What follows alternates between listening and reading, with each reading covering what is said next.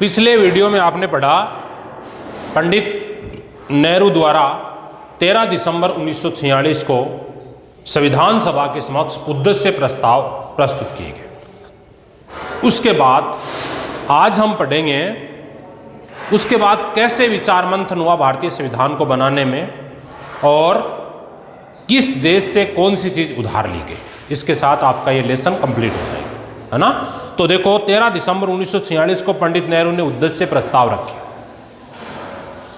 1946 से उस पर चर्चाएं चालू हुई, उस पर विचार मंथन हुआ और संविधान बनाने का कार्य प्रारंभ हुआ। उसी दौरान कैबिनेट मिशन योजना के तहत भारत का विभाजन हो गया दो भागों में, है ना। 15 अगस्त 1947 या यूं कहें 14 अगस्त की मध्य रात्रि को लॉर्ड माउंटबेटन योजना के तहत भारत क्या हो गया, विभाजित हो गया। जो क्षेत्र बहुसंख्यक मुस्लिम है उसे पाकिस्तान बनाया गया मोहम्मद अली जिन्ना के प्रयासों से यूं कहे, और जो क्षेत्र शेष जो भूभाग है वो भारत कहलाया। तो भारत के पूर्व में एक था बहुसंख्यक मुस्लिम भाग और भारत के पश्चिम में एक था मुस्लिम भाग। वैसे यदि बात करें हम तो ऐसा कोई इलाका नहीं था जो बहुसंख्यक था, पूरे भारत में ऐसा कोई इलाका नहीं था जो बहुसंख्यक था। लेकिन मोहम्मद अली जिन्ना तो चाहते थे भारत का विभाजन, ठीक है। अब भारत का वो विभाजन चाहते थे और पाकिस्तान बनाना चाहते थे मोहम्मद अली जिन्ना। इसलिए मोहम्मद अली जिन्ना ने प्रयास किया कि जो क्षेत्र बहुसंख्यक मतलब संख्या में थोड़े हिंदुओं से ज्यादा थे, बस इतना ही था। बाकी बहुसंख्यक में अल्पसंख्यक होते हैं, अल्पसंख्यक नहीं थे हिंदू, ठीक है। तो बहुसंख्यक हिंदू एक भारत के वो मुस्लिम पूर्व में था, दूसरा पश्चिम में था। इसलिए एक पूर्वी पाकिस्तान बना और दूसरा पश्चिमी पाकिस्तान बना, ठीक है।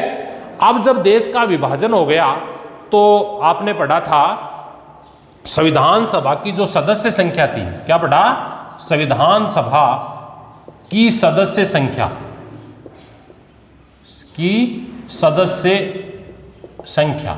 कितनी थी भाई, 389। संपूर्ण भारत कितने हैं, 389। और प्रत्येक 10 लाख पर एक प्रतिनिधि चुना गया था जो मनोनीत किया गया था। जो क्या किया गया था, मनोनीत किया गया था, ठीक है। तो प्रत्येक 10 लाख पर एक मनोनीत, ये संख्या कितनी थी, 389। अब आप इन 389 में से जो पाकिस्तान में चले गए, कुछ तो गए ना पाकिस्तान में, उन पाकिस्तान में जो चले गए उनको कम कर दो। तो पाकिस्तान में चले गए तो शेष सदस्य संख्या, ये वेरी इंपॉर्टेंट प्रश्न, ये तो कम हो गए और शेष कितने बचे अब, 299 सदस्य। यानी स्वतंत्र भारत में संविधान सभा के सदस्य कितने थे, 299 सदस्य थे संविधान सभा में, या यूं कहे स्वतंत्र भारत में संविधान सभा की सदस्य संख्या कितनी बची भाई, 299 सदस्य शेष बचे, जिन्होंने संविधान निर्माण के कार्य को जारी रखा या यूं कहे आगे बढ़ाया, ठीक है। अब प्रश्न आता है कि भारत ने किस किस देश से क्या क्या उधार लिया। अलग अलग देशों से भारत ने उधार, देखो ब्रिटिश संविधान से क्या क्या उधार लिया। सबसे पहले सर्वाधिक मत के आधार पर जीत प्रणाली, फर्स्ट फास्ट द पोस्ट प्रणाली, है ना। विधायिका में जो हमारे जो विधायक है, सांसद हैं, और सांसद में कौन से सदन की बात करें हम, लोकसभा, है ना, लोकसभा, और राज्य की बात करें तो विधानसभा। एक तो लोकसभा और दूसरी विधानसभा। लोकसभा के सदस्य और विधानसभा के सदस्य किस आधार पर चुने जाते हैं, सर्वाधिक वोट की जीत प्रणाली, फर्स्ट पास्ट द पोस्ट प्रणाली। क्या नाम है इसका, फर्स्ट पास्ट द पोस्ट प्रणाली के आधार पर। इसका मतलब यह हुआ कि संपूर्ण भारत को जितने सदस्य चुने जाने हैं उन सदस्यों के रूप में विभाजित कर लिया जाता है। जैसे मान लो वर्तमान में 545 सदस्य संख्या है लोकसभा की, 545 में से 2 सदस्य तो राष्ट्रपति मनोनीत करता है जो एंग्लो इंडियन समुदाय के हो। शेष कितने बचे, 543। 545 में से कितने बचे, 543। तो 543 जो सदस्य हैं उन 543 सदस्यों को संपूर्ण भारत को हम लोकसभा में 545 सदस्य में से 2 सदस्य एंग्लो इंडियन समुदाय के राष्ट्रपति चुनता है। शेष कितने बचे, 542। अब इन 542 सदस्यों का जो निर्वाचन होना है क्या होना है, निर्वाचन या चुनाव। तो इन चुनाव इनका किस आधार पर होता है भाई, सर्वाधिक वोट, यानी पूरे भारत को 543 सदस्यों में बांट दिया जाता है और प्रत्येक जगह से कितने भी सदस्य चुनाव लड़ सकते हैं, है ना। 543 में 543 से कितने भी सदस्य चुनाव लड़ सकते हैं। एक जगह से 5 चुनाव लड़ो, 10 लड़ो, 2 लड़ो, 50 लड़ो, कोई दिक्कत नहीं है, ठीक है। कितने भी सदस्य चुनाव लड़ सकते हैं। अब उन सदस्यों में से सबसे ज्यादा जिसको वोट आएंगे उसको क्या कर दिया जाएगा, उसकी जीत घोषित कर दी जाएगी।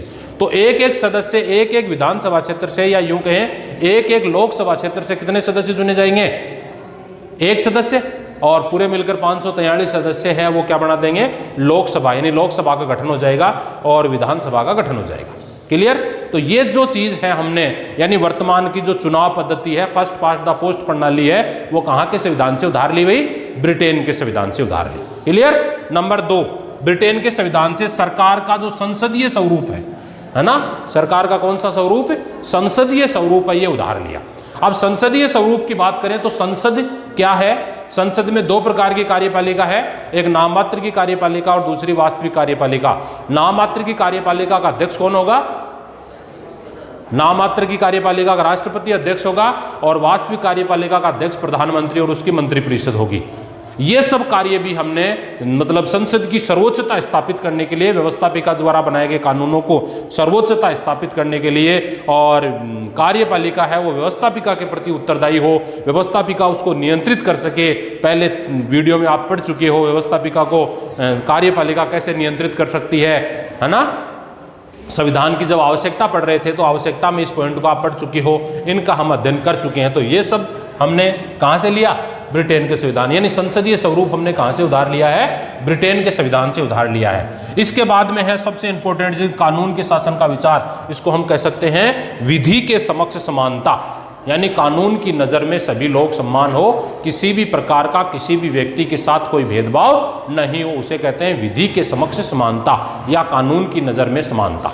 ठीक है। तो ये विचार भी हमने कहां से लिया, और इस बात को हमने भारतीय संविधान के मूल अधिकारों में भी अनुच्छेद 14 में विधि के समक्ष समानता की बात कही है, या दूसरे शब्दों में आप ये कह सकते हो विधि के समक्ष समानता, इसका मतलब है कानून बनाने का जो तरीका है ना, प्रथम चरण, द्वितीय चरण के बाद में समिति स्तर के बाद में तृतीय चरण के बाद में दूसरे सदन पर उस पर विचार। ये कानून बनाने का जो विधि है, जो कानून कैसे बने, किस विषयों पर कानून बने, इन सब का जो वर्णन है वो किस में दिया, हमने कहाँ के संविधान से लिया भाई, ब्रिटेन के संविधान से लिया।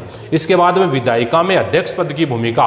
विधायिका का मतलब है लोकसभा में, और लोकसभा में अध्यक्ष पद का क्या स्थान है, उसका क्या महत्व है, और अध्यक्ष के कौन कौन से काम है। तो सबसे पहले तो अध्यक्ष का काम है वो सदन में शांति व्यवस्था बनाए रखेगा, सदन की बैठकों की अध्यक्षता करेगा। 10वीं क्लास में आप पढ़ चुके हो ये बात है ना, 7वें लेसन में पढ़ चुके हैं ना, अध्यक्ष के कार्य एवं शक्तियां।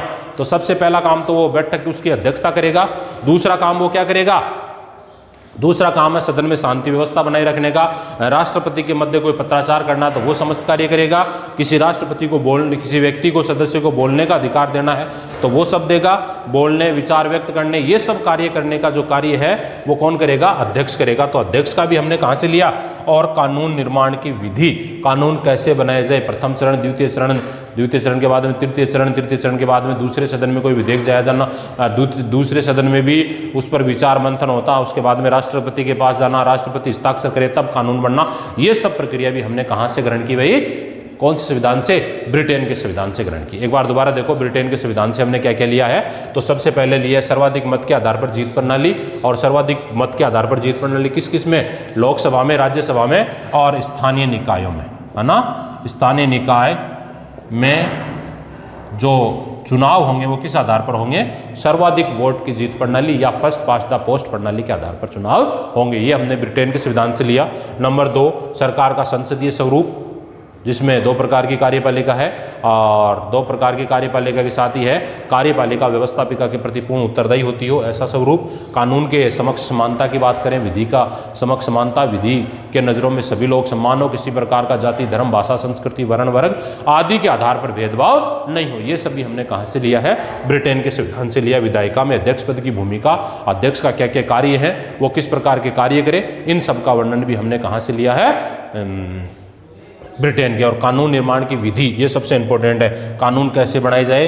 तो भारत में कानून बनाने के कितने चरण है भाई? 7 चरण है ना। प्रथम वाचन, द्वितीय वाचन।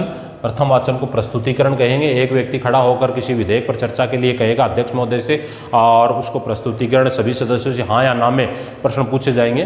तो वो यदि विधेयक के प्रस्तुतिकरण पहली प्रक्रिया में पारित हो जाता है तो सदन द्वितीय सदन मतलब दूसरे चरण की तारीख दे देता है अध्यक्ष। दूसरे जो निश्चित तिथि है उस तिथि पर उस पर विचार मंथन होता है। गहनता से एक एक इकाई पर विचार होता है। विचार होने के बाद उस पर वाद विवाद होता है। वाद विवाद होने के बाद में समिति को वो कार्य सौंपा जाता है। समिति उस पर जांच पड़ताल करती है। जांच पड़ताल के बाद में उस पर तृतीय वाचन होता है। तृतीय वाचन में उस पर वोटिंग होती है, और जब एक सदन में वो पारित हो जाता है तो दूसरे सदन में भेजा जाता है। दूसरे सदन में भी यही सेम प्रक्रिया होती है। पूरा होने के बाद में राष्ट्रपति के पास विधेयक भेजा जाता है। ये सब प्रक्रिया हमने कहाँ से ग्रहण की है भाई? ब्रिटेन के संविधान से ग्रहण की है। इस प्रकार अब है हम अमेरिका के संविधान से क्या क्या लिया। तो सबसे पहले देखो, अमेरिका के संविधान से, ब्रिटेन के संविधान के बाद में अमेरिका के संविधान से हमने लिया क्या क्या।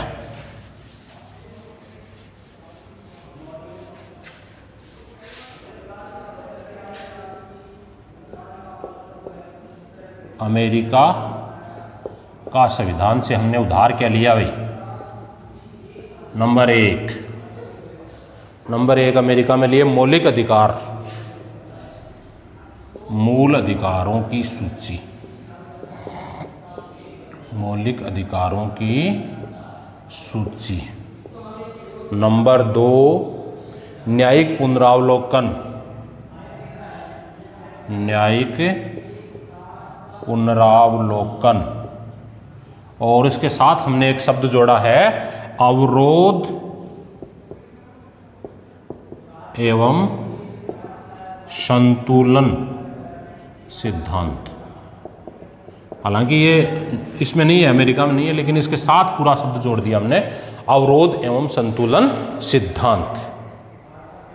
और एक और है न्यायपालिका की स्वतंत्रता। न्यायपालिका की स्वतंत्रता। ये शब्द हमने कहाँ से लिए हैं? अमेरिका के संविधान से ग्रहण किए हैं। तो देखो, सबसे पहले हम बात करते हैं अमेरिका के संविधान में हमने क्या क्या लिया? मूल अधिकार की सूची ली। वर्तमान में यानी जब संविधान बना उस टाइम कितने मूल अधिकार थे? 7 प्रकार के मूल अधिकार थे। समानता का अधिकार, स्वतंत्रता का अधिकार, शोषण के विरुद्ध अधिकार, धार्मिक स्वतंत्रता का अधिकार, शिक्षा और संस्कृति का अधिकार, संपत्ति का अधिकार और संवैधानिक उपचारों का अधिकार। कितने हुए? मूल संविधान में कितने प्रकार के अधिकार थे? 7 प्रकार के अधिकार थे। और किस अनुच्छेद में थे? अनुच्छेद 12 से 35 तक। मूल अधिकार किस में जोड़े गए? 12 से 35 तक। और भाग कौन सा था? भाग 3 में, है ना। भारतीय संविधान के भाग 3 में अनुच्छेद कौन से? 12 से 35 तक मूल अधिकारों का प्रावधान किया गया। ठीक है। और ये मूल अधिकार कितने थे मूल संविधान में? 7 थे। ठीक है। मूल अधिकार कितने थे? 7 थे, जिसमें समानता का अधिकार, दूसरा स्वतंत्रता का अधिकार, तीसरा शोषण के विरुद्ध अधिकार, धार्मिक स्वतंत्रता का अधिकार, शिक्षा और संस्कृति का अधिकार, संपत्ति का अधिकार और संवैधानिक उपचारों का अधिकार। ये 7 अधिकार मूल संविधान में थे। अब कितने हैं? 6 हैं। अब कितने हैं? 6 हैं। और एक 7वां हटा दिया। कौन सा? संपत्ति का अधिकार हटा दिया। और संपत्ति के अधिकार को 44वां संविधान संशोधन 1978 में उसको हटा दिया गया, और हटाकर उसको कानूनी अधिकार बना दिया गया। क्या बना दिया? मूल अधिकार को वर्तमान में क्या बना दिया? कानूनी अधिकार। और उसको कहाँ जोड़ दिया? संपत्ति के अधिकार को 300 कै में जोड़ दिया। संपत्ति आप तो रख तो सकते हो, लेकिन अधिक संपत्ति होने के बाद आपको टैक्स चुकाना पड़ेगा। लोक कल्याणकारी राज्य के लिए पैसे चाहिए सरकार को, इसलिए पैसे प्राप्त करने का माध्यम है संपत्ति। लोगों से टैक्स ले। अब मूल अधिकार है तो हनन नहीं कर सकते, छीन नहीं सकते, इसलिए इसको इन्होंने क्या बनाया? कानूनी अधिकार बनाया। और कानूनी अधिकार बनाकर सरकार करारोपण सिद्धांत लागू किया। जैसे जैसे इनकम बढ़ती है वैसे वैसे क्या करना? इनकम के आधार पर जैसे जैसे इनकम बढ़ेगी वैसे वैसे आपको टैक्स मिलता रहेगा। ठीक है। ये है मूल अधिकार। इसके बाद में ये देखो न्यायिक पुनरावलोकन। आप पहले वीडियो में पढ़ चुके हो। क्या है? व्यवस्थापिका द्वारा कोई कानून लागू कर दिया जाता है, कार्यपालिका उनका क्रियान्वयन कर देती है और वो संविधान के विपरीत है तो न्यायपालिका के पास न्यायिक पुनरावलोकन की शक्ति है, जिसके आधार पर उसे वो अवैध घोषित कर सकती है। ये हमने कहाँ से लिया? अवरोध एवं संतुलन सिद्धांत। ये लिया नहीं, उसको बाद में इसमें साथ इंक्लूड किया कि तीनों अंग अपने अपना कार्य करेंगे, लेकिन यदि वो गलत कार्य करते हैं तो दो अंग मिलकर किसी तीसरे पर नियंत्रण स्थापित करेंगे। इसे कहते हैं अवरोध एवं संतुलन सिद्धांत। क्लियर? अब देखो, एक और चीज ली हमने अमेरिका के संविधान में, न्यायपालिका की स्वतंत्रता। न्याय हमारे व्यवस्थापिका, कार्यपालिका और न्यायपालिका है, इसमें से न्यायपालिका को सबसे शक्तिशाली और सुदृढ़ अंग बनाया है। वो अपने हिसाब से कार्य करेगी, उसके लिए वो पूरी तरह से स्वतंत्र है। पूरी तरह से स्वतंत्र होकर, निष्पक्ष और निडर होकर वो कानून निर्माण का कार्य करेगी, या यूँ कहें कानून बनाएगी। इसके मामले में उसे किसी प्रकार का, इसके लिए आप पहले ही मैंने आपको इस वीडियो में, पहले वाले वीडियो में आपको बता दिया, इसके लिए वो क्या करेगी? देखो, सबसे पहले तो उनकी समयावधि, लंबी समयावधि रखी गई है, उनके वेतन और भत्तों में कटौती नहीं की गई है, कार्यकाल पूरा होने के बाद में उसकी वकालत पर रोक लगाई गई है, और जो भी उन्होंने फैसले सुना दिए उन फैसलों के विरुद्ध आप किसी भी न्यायालय में कोई विवाद दायर नहीं कर सकते। ये इनकी न्यायपालिका की स्वतंत्रता की सामने की स्थिति में न्यायपालिका की स्वतंत्रता की बात कही गई है। ये है न्यायिक अवरोध एवं संतुलन सिद्धांत। ये है अमेरिका के संविधान से। अगला है आयरलैंड के संविधान से। हमने क्या लिया? आयरलैंड के संविधान से हमने लिया नीति निर्देशक तत्व। सबसे ज्यादा प्रश्न यही पूछा जाता है ना? सबसे ज्यादा आज तक मैंने जितने भी कंपटीशन में, परीक्षाओं में जो प्रश्न आया ना, वो ये प्रश्न आया है, और ये सबसे ज्यादा याद भी होता है। मतलब आयरलैंड के संविधान से हमने क्या ग्रहण किया? तो आयरलैंड के संविधान से हमने क्या लिया भाई? नीति निर्देशक तत्व है। अब नीति निर्देशक तत्वों का उल्लेख भारतीय संविधान में कहाँ है? तो देखो, नीति निर्देशक तत्व हमने कहां से लिए? नीति निर्देशक तत्व कौन से देश के संविधान से लिए? आयरलैंड। ठीक है, आयरलैंड के। अब इनका भारतीय संविधान में उल्लेख देखो, तो भारतीय संविधान के भाग 4, भारतीय संविधान के भाग कितने में भाई? 4 में। ठीक है,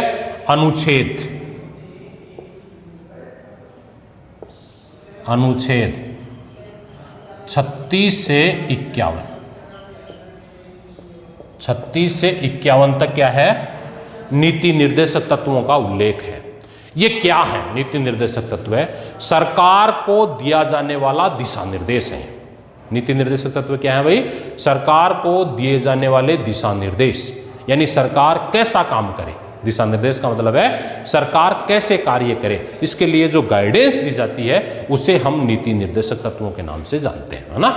सरकार को लोक कल्याणकारी राज्य के लिए जो तत्व गिनाए गए हैं उसे हम नीति निर्देशक तत्व कहते हैं। और ये वेरी इंपॉर्टेंट प्रश्न है कि भारतीय संविधान में नीति निर्देशक तत्वों का उल्लेख किस संविधान के देश से, या यूं कहें नीति निर्देशक तत्व किस संविधान से लिए गए हैं? कनाडा के संविधान से हमने क्या लिया है? नंबर 1, अर्धसंघात्मक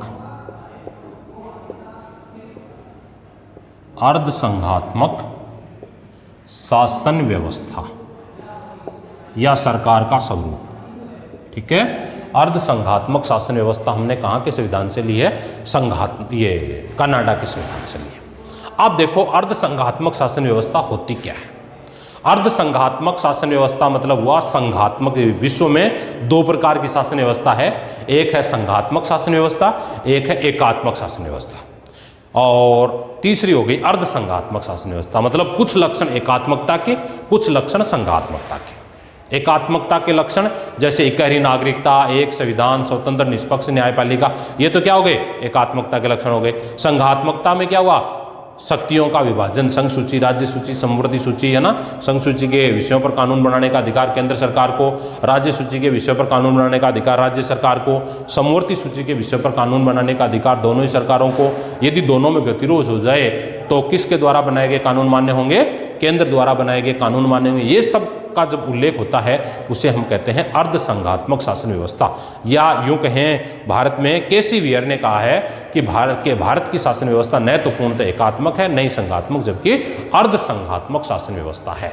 तो अर्धसंघात्मक शासन व्यवस्था का जो स्वरूप है सरकार का, वो हमने कहां से ग्रहण किया है? एकात्मकता का जो रूप है वो कनाडा के संविधान से ग्रहण किया है। और भारत में जब संकट काल आता है तो संकट काल के दौरान हमारा जो संविधान है वो पूरी तरह किसका रूप धारण कर लेता है? एकात्मकता का रूप धारण कर लेता है। एक और चीज ली हमने, अवशिष्ट शक्तियां। अवशिष्ट शक्तियां, अब देखो अवशिष्ट शक्तियां क्या होती हैं। देखो 3 प्रकार की सूचियां आ गई। सूचियां कितने प्रकार की हैं? 3। नंबर 1 है संघ सूची, नंबर 2 है राज्य सूची और नंबर 3 है समवर्ती सूची।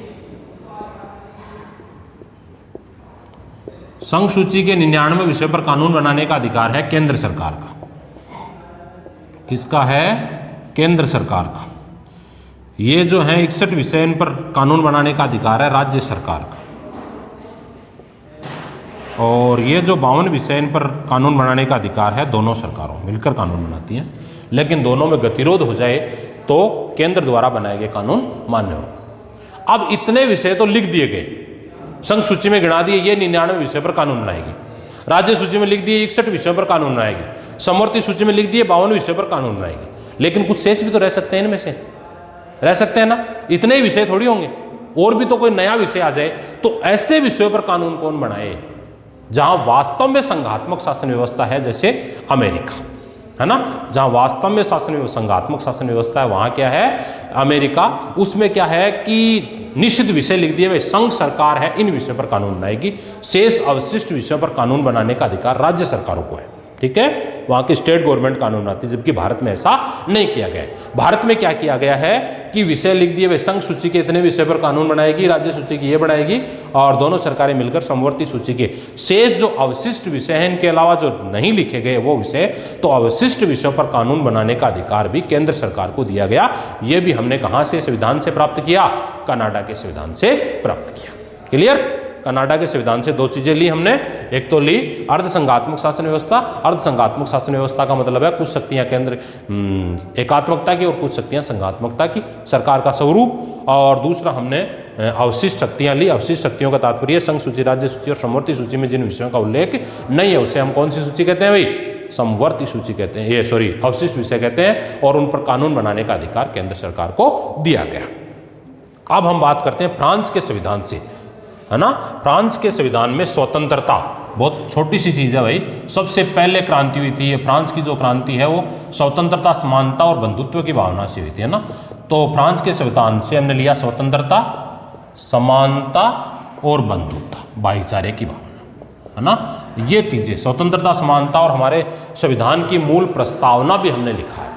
स्वतंत्रता, समानता और बंधुत्व का भाव के आधार पर हम संविधान, मतलब इन चीजों के आधार पर, क्योंकि हमारी प्रस्तावना या पंडित नेहरू ने जो उद्देश्य प्रस्ताव रखे 13 दिसंबर 1946 को, उन उद्देश्य प्रस्तावों में भी इनका उल्लेख किया गया। स्वतंत्रता, समानता और बंधुता के भाव का भी उसमें उल्लेख किया गया है। क्लियर? स्वतंत्रता, समानता और बंधुता की भावना का उल्लेख इसमें किया गया है। और इसके बाद एक और बच गया, अमेरिका हो गया आपका, ब्रिटिश हो गया, आयरलैंड हो गया, फ्रांस हो गया, कनाडा हो गए, सब हो गए। इस प्रकार हम कह सकते हैं इतने देशों के द्वारा हमने उधार, इसके अलावा भी बहुत सारे देश ऐसे हैं जिन छोटे छोटे देश, उनसे भी कुछ ना कुछ हमने उधार लिया और उधार लेकर हमारा कानून बनाना, मतलब इन आधारों पर हमने। अब हुआ यूं, ऐसा नहीं है कि यहां से ले लिया सीधा का सीधा कानून बन गया, है ना, इतना टाइम ही नहीं लगता। जैसे मान लो अमेरिका की बात करें तो न्यायिक पुनरावलोकन की शक्ति ले ली वहां से। अब न्यायिक पुनरावलोकन की शक्ति के साथ हमने एक चीज और जोड़ी, क्या? अवरोध एवं संतुलन सिद्धांत जोड़ा ना। तो हमने क्या किया, जो भी चीजें जिस भी देश से हमने उधार ली, उस उधार ली हुई विषय वस्तु का पूरा सार मंथन हुआ, प्रत्येक विषय पर विचार मंथन हुआ, है ना, प्रत्येक विषय पर गहराई से विचार हुआ, वाद विवाद हुए, विवाद के बाद में जो भी विधेयक सर्वसम्मति से पारित हुआ उसको हमने लागू किया, और जो सर्वसम्मति से पारित नहीं हुआ उसे हमने इनकार कर दिया। एकमात्र ऐसा है जो सर्वसम्मति से बिना किसी, मतलब संविधान, एक प्रश्न आता है कि भारतीय संविधान का वह कौन सा अंश है जो बिना वाद विवाद के सर्वसम्मति से पहली बार में पारित हो गया, रखती है कोई ऐसा आपके दिमाग में? प्रश्न आता है, ये बड़ा इंपॉर्टेंट प्रश्न है कि भारतीय संविधान का वह कौन सा अंश है जिस पर किसी प्रकार का कोई वाद विवाद नहीं हुआ और रखते ही पारित हो गया, है ना। है कोई ऐसा दिमाग में? चलो मैं बताता हूं। एक आपने सुना वयस्क मताधिकार, है ना। वयस्क मताधिकार का मतलब निश्चित आयु प्राप्त करने के बाद वोट देने का अधिकार, वयस्कता। मूल संविधान में 21 वर्ष थी वयस्कता की आयु। इस पर कोई चर्चा ही नहीं, ज्यादा वाद विवाद नहीं हुआ कि भाई चुनाव कैसे होंगे। आपने ब्रिटेन के संविधान से क्या लिया, चुनाव पद्धति लेना, सर्वाधिक वोट की चुनाव पद्धति, जिसको ज्यादा वोट मिलेंगे। लेकिन चुनाव होंगे किस आधार पर, उसमें वोट कौन डालेगा, इसलिए इसमें जोड़ा सर्वाधिक वो वयस्क मताधिकार, निश्चित आयु प्राप्त करने के बाद में बिना किसी भेदभाव, जाति, धर्म, भाषा, संस्कृति, वर्ण, वर्ग आदि का भेदभाव मिटाए हुए जो अधिकार दिया गया उसे हम कहते हैं वयस्क मताधिकार। इस पर कोई विवाद नहीं हुआ। इस पर प्रत्येक विषय पर, झंडा पर और पर सब पर खूब सारी चर्चाएं हुई, विचार मंथन हुआ। और विचार मंथन के बाद इतने सारे लोगों ने सहमत होकर भारतीय संविधान का निर्माण कार्य पूरा किया और 26 नवंबर 1949 को भारतीय संविधान बनकर तैयार हो गया। कब बन गया भारतीय संविधान? 26 नवंबर 1949 को भारतीय संविधान 26 नवंबर 1949 को भारतीय संविधान बनकर तैयार हो गया, जो 3 प्रतियां बनाएगी। कितनी प्रतियां बनाएगी? 3। एक मूल जो हाथ से लिखी हुई थी, एक इंग्लिश की प्रति और एक हिंदी की प्रति, ठीक है, 3 प्रतियां बनाएगी। और इन 3 प्रतियों पर वेरी इंपॉर्टेंट प्रश्न है, कितने सदस्यों ने हस्ताक्षर किए? यानी मूल जो संविधान की मूल प्रतियां ना 3, जब संविधान 26 नवंबर 1949 को बनकर तैयार हो गया तो सभी ने बारी बारी से हस्ताक्षर किए। और कितने सदस्यों ने हस्ताक्षर किए? 284 सदस्यों ने इस पर हस्ताक्षर किए। और कितने सदस्य थे स्वतंत्र भारत में? संविधान सभा के 299 सदस्य थे, उसमें से 1-2 तो राम का प्यारा होगा और 1-2 उसमें उपस्थित नहीं हुए थे, इसलिए उनकी जगह दूसरे चुन लिए गए। और 284 सदस्यों ने इस पर हस्ताक्षर कर दिए और भारतीय संविधान बनकर तैयार हो गया। और इसको बनाने में 2 वर्ष 11 माह 18 दिन का समय लगा, 63,96,729 रुपये का खर्चा लगा। और इस संविधान को 26 जनवरी 1950 को लागू किया गया। प्रश्न आता है भारतीय संविधान कब लागू हुआ? तो 26 जनवरी 1950 को भारतीय संविधान लागू किया गया। क्यों किया गया? क्योंकि 26 जनवरी 1930 को भारत में पहला स्वतंत्रता दिवस मनाया गया था, या यूं कहें स्वतंत्रता दिवस पहली बार 26 जनवरी 1930 को मनाया गया था। उस दिन को याद करने के लिए, उस दिन को तरोताजा बनाए रखने के लिए भारतीय संविधान को 26 जनवरी 1930 को लागू किया गया। और संविधान लागू हो गया। लागू होने के बाद में आगे की जो चर्चाएं हैं हम अगले वीडियो में पढ़ेंगे। आपका लेसन 1 कंप्लीट हो गया। भारतीय संविधान की आवश्यकता क्यों पड़ी और यह किस प्रकार बना, बनने की क्या प्रक्रिया थी, उद्देश्य प्रस्ताव क्या थे, ये आपका लेसन कंप्लीट।